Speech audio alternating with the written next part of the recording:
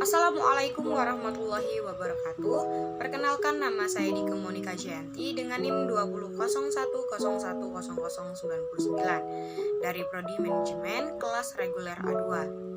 Di sini saya akan mempresentasikan tentang bidang dan tujuan manajemen sebagai salah satu syarat untuk dapat mengikuti ujian akhir semester. Baik, yang pertama ada unsur-unsur manajemen. Manajemen adalah tindakan mengumpulkan orang-orang untuk mencapai tujuan dan sasaran yang diinginkan dengan menggunakan sumber daya yang tersedia secara efisien dan efektif. Ada 6 unsur dalam manajemen, yaitu yang pertama man. Man merupakan tenaga kerja manusia, baik tenaga kerja pimpinan maupun tenaga kerja operasional atau pelaksana. Man mengacu pada unsur manusia dalam sistem operasi, sehingga manajemen sumber daya manusia adalah salah satu tanggung jawab yang sangat penting. Manusia juga memiliki keterampilan hingga sifat yang berbeda-beda, sehingga manajemen manusia sangat dibutuhkan untuk mendapatkan hasil kerja yang maksimal, lingkungan kerja yang sehat dan kondusif, serta ide-ide inovatif yang dapat memajukan usaha tersebut. Unsur manajemen yang kedua yaitu metode. Metode atau metode adalah unsur manajemen yang sangat diperlukan untuk dapat mengatur prosedur maupun standar operasional berjalannya suatu kegiatan. Metode kegiatan ini ataupun usaha harus dibuat sebaik dan seefektif mungkin untuk dapat menghasilkan kerja yang sangat bagus. Misalnya, jam kerja harus diimbangi dengan waktu untuk makan dan beristirahat sehingga pegawai dalam kondisi yang sangat fokus dan tidak kelelahan. Pada produksi suatu barang ataupun juga metode produksi harus efektif, di mana produksi memiliki alur dan prosedur yang sistematik. Unsur manajemen yang ketiga yaitu machange. Machange atau mesin adalah unsur manajemen yang berupa barang. Unsur manajemen yang keempat yaitu material. Material atau bahan adalah unsur manajemen berupa bahan baku yang dibutuhkan dalam suatu kegiatan. Pemilihan bahan baku hingga penggunaannya harus juga dilakukan sebaik dan seefektif mungkin sehingga tidak ada bahan yang terbuang sia-sia. Pemilihan bahan juga harus disesuaikan dengan kebutuhan usaha juga anggaran dana sehingga bisa mendapatkan bahan dengan berkualitas namun tetap ekonomis. Unsur manajemen yang kelima yaitu money. Money atau uang merupakan unsur yang mendasari semua kegiatan. Uang juga harus dikelola dengan bijak dan efisien, sehingga penggunaan serta penggunaan uang harus diatur dengan cermat, bijaksana, efisien, dan dapat dipertanggungjawabkan. Unsur manajemen yang terakhir yaitu market. Market atau pasar adalah unsur selanjutnya dari manajemen, terutama untuk bisnis atau usaha. Unsur pasar adalah perencanaan, pengorganisasian, pengendalian, penerapan program, kebijakan, strategi, dan teknik pemasaran untuk menciptakan permintaan akan penawaran produk ataupun jasa.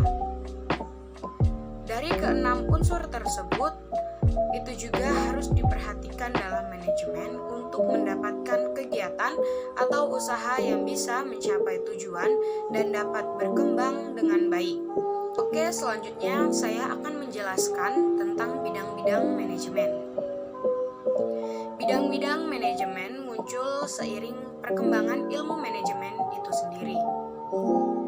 Bidang-bidang manajemen mengalami perkembangan sesuai dengan sasaran tiap bidang. Bidang-bidang manajemen juga yang pertama yaitu bidang manajemen produksi. Manajemen produksi ialah salah satu dari bidang-bidang manajemen yang memiliki peran sangat penting dikarenakan bidang ini memanage dan mengkoordinasikan variabel produksi karyawan, modal, dan keahlian secara efektif dan efisien. Kegiatan ini dilakukan guna menambah fungsi suatu barang dan jasa. Saat ini, mutu produk baik barang maupun jasa menjadi faktor utama pada persaingan bisnis. Dan aktivitas produksi yang buruk mampu mengakibatkan pemborosan seperti menumpuknya persediaan dan berakibat pada rendahnya mutu produk yang dihasilkan.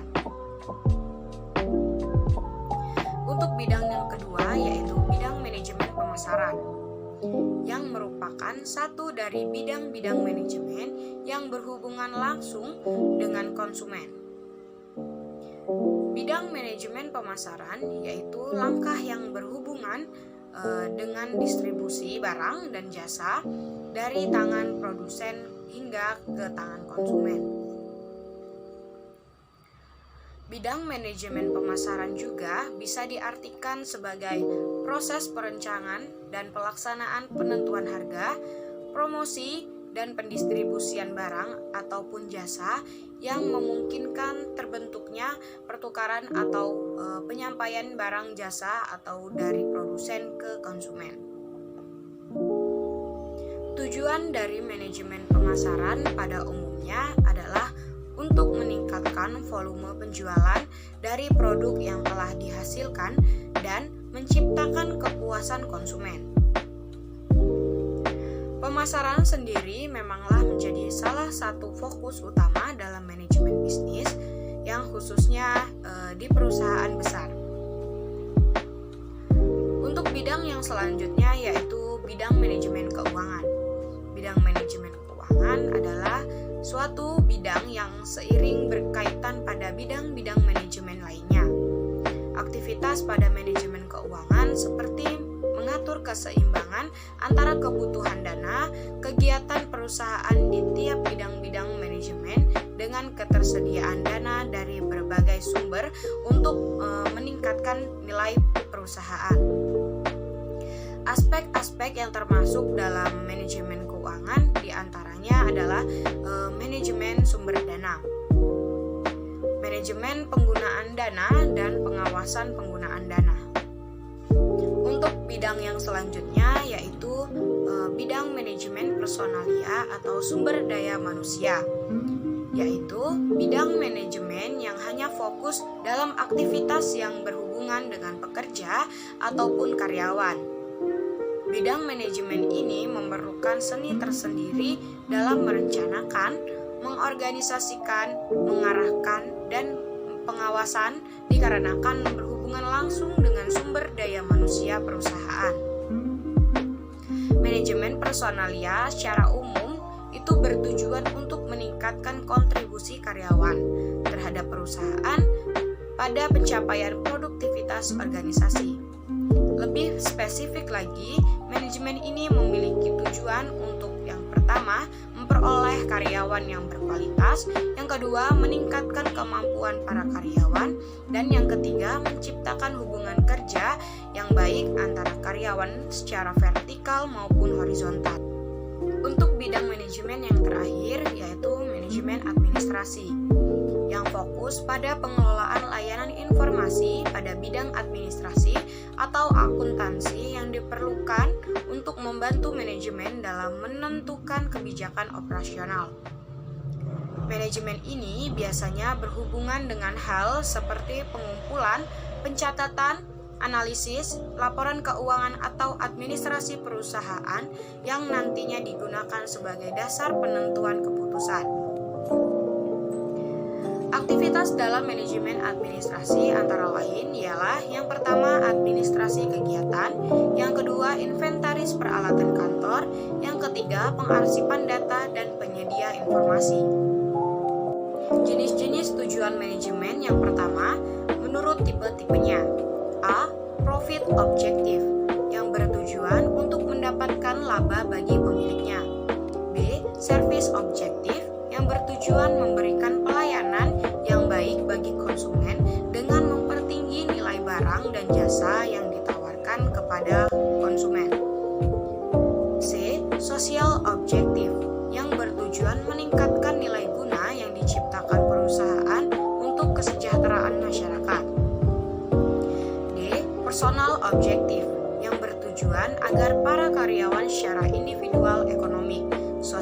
psikologikal mendapat kepuasan di bidang pekerjaan dalam perusahaan.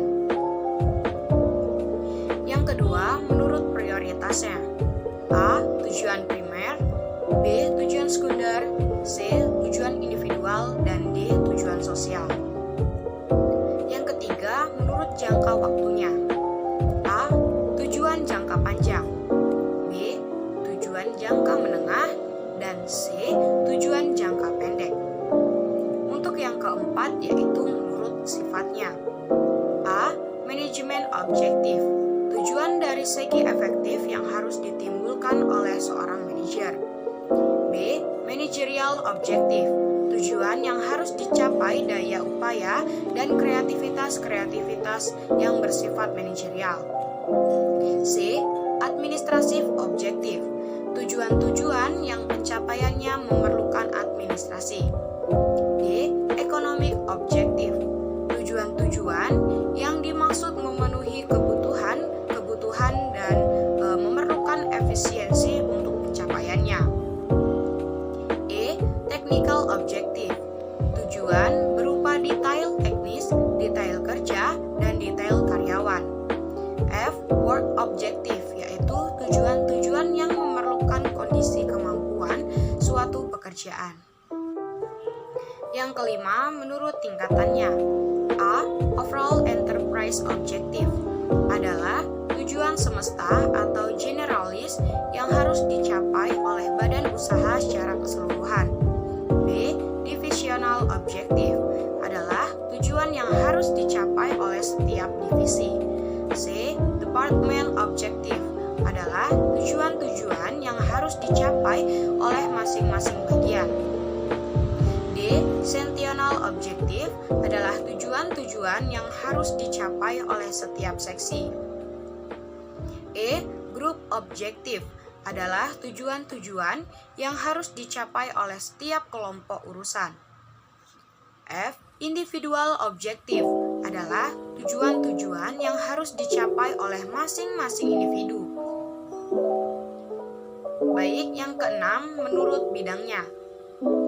A. Top level objektif adalah tujuan-tujuan umum, menyeluruh, dan menyangkut berbagai bidang sekaligus. B. Finance objektif adalah tujuan-tujuan tentang modal. C. Production objektif, yaitu merupakan tujuan-tujuan tentang produksi. D. Marketing objektif, yaitu tujuan-tujuan mengenai bidang pemasaran, barang maupun jasa. E. Office objektif, yaitu tujuan-tujuan mengenai bidang ketatausahaan dan administrasinya. Yang ketujuh, menurut motifnya. A. Public objektif adalah tujuan-tujuan yang harus dicapai yang berdasarkan ketentuan-ketentuan undang-undang negara. B. Organisasional objektif adalah tujuan-tujuan yang harus dicapai berdasarkan ketentuan-ketentuan anggaran dasar, anggaran rumah tangga, dan status organisasi yang bersifat tidak boleh berdasarkan pertimbangan, perasaan, ataupun selera pribadi dalam upaya pencapaiannya. C. Personal objektif, yaitu merupakan tujuan pribadi atau individual atau walaupun mungkin berhubungan dengan organisasi yang dalam usaha pencapaiannya sangat dipengaruhi oleh selera ataupun pandangan pribadi. Bagaimana cara menetapkan tujuan yang baik? Yang pertama, tujuan harus jelas dan ditetapkan berdasarkan hasil analisis data, informasi, dan potensi yang dimiliki. Yang kedua, tujuan-tujuan harus ditetapkan manajer dan minta partisipasi karyawan pelaksanaan dalam proses penetapan tujuan. Yang ketiga, setiap tujuan dalam perusahaan itu harus membantu keseluruhan tujuan perusahaan. Jadi, mereka harus saling menunjang secara keseluruhan. Yang keempat, tujuan-tujuan harus mempunyai jangkauan tertentu dan memberikan kepuasan bagi karyawan dalam mengerjakannya. Yang kelima, tujuan-tujuan harus realistis dan masuk akal. Yang keenam, tujuan harus bersifat kontemporer dan inovatif serta dapat ditetapkan up to date. Yang ketujuh, tujuan yang ditetapkan bagi setiap individu pelaksana harus sesuai dengan kemampuannya, supaya gairah kerjanya baik. Yang kedelapan, tujuan-tujuan harus berurutan menurut kepentingannya, sehingga perhatian akan dititik beratkan pada tujuan-tujuan utamanya. Yang kesembilan, tujuan-tujuan harus berimbang. Aneka macam tujuan hendaknya tidak terlampau menekankan kepentingan tertentu. Itulah tadi pemaparan materi dari saya di Monika Jayanti tentang bidang dan tujuan manajemen. Saya akhiri, wabillahi taufiq wal hidayah. Wassalamualaikum warahmatullahi wabarakatuh.